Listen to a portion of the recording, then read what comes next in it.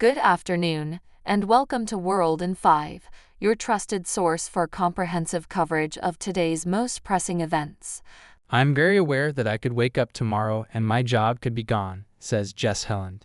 As a video game artist with nearly 15 years in the industry, Jess feels that the current state of the gaming industry is precarious. We have Shelby reporting on this. The pandemic brought a surge in players and profits, leading to a wave of investments, expansions, and acquisitions that now seem hasty in retrospect. While gaming remains profitable, thousands of workers worldwide have been laid off, and successful studios have been forced to shut down over the past couple of years. There is a lingering fear of more closures and job cuts. Everyone knows someone who's been laid off. There's a lot of uncertainty about the future, Jess remarks. Some industry leaders are optimistic about the potential of generative AI, similar to the technology behind tools like ChatGPT, to potentially rescue the industry. Tech giant NVIDIA has showcased impressive prototypes of development tools, and major players in gaming such as Electronic Arts and Ubisoft are investing heavily in AI technology. Back to you, John. Thanks for that update. Bob Dylan has announced 2 shows in Edinburgh as part of his European tour, with a unique twist. Mobile phones will be prohibited. We have Anthony reporting on this. The 83-year-old singer will perform at the Usher Hall on November 5th and 6th. These shows will enforce a phone-free policy, requiring attendees to place their phones in special pouches that automatically lock upon entering the venue and unlock in designated areas outside. In addition to Edinburgh, Dylan will also perform at the Royal Albert Hall in London, as well as in Nottingham and Wolverhampton. Known for his legendary status as one of the greatest songwriters of all time, Dylan has garnered 10 Grammy Awards and received 38 nominations.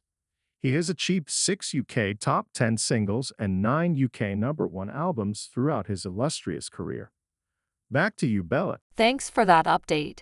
Scientists have made a groundbreaking discovery: the first cave on the moon.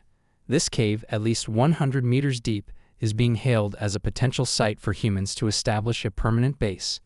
We have Jensen reporting on this. Researchers believe this cave is just one of possibly many hidden caves within an underground, undiscovered world on the moon. As countries race to establish a lasting human presence on our celestial neighbor, they must contend with challenges such as radiation, extreme temperatures, and space weather.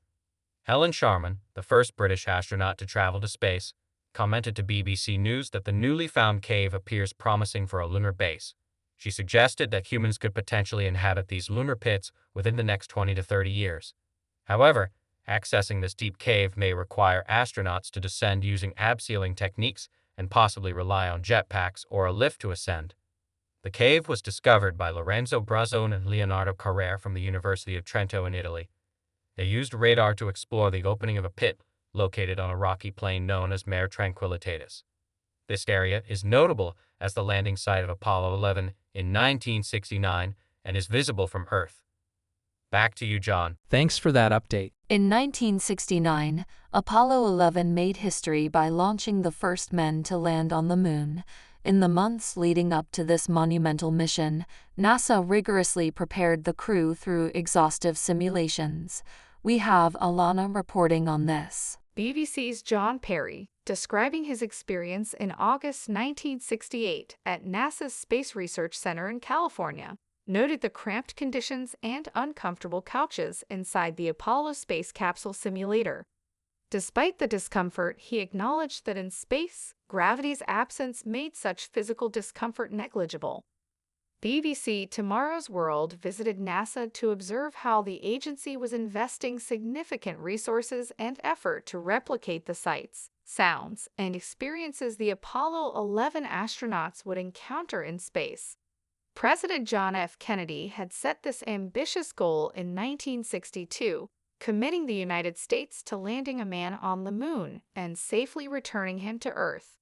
Over the years, NASA mobilized an immense workforce, advanced technology, and demonstrated remarkable ingenuity and perseverance to achieve this goal. The culmination of these efforts came in July 1969 when astronauts Neil Armstrong, Buzz Aldrin, and Michael Collins embarked on their historic journey into space, etching their names into the annals of history. Back to you, Bella. Thanks for that update. Thanks for tuning in to World in 5 for your daily dose of news and updates. Don't forget to hit that subscribe button and turn on notifications so you never miss out on breaking stories and insightful analysis.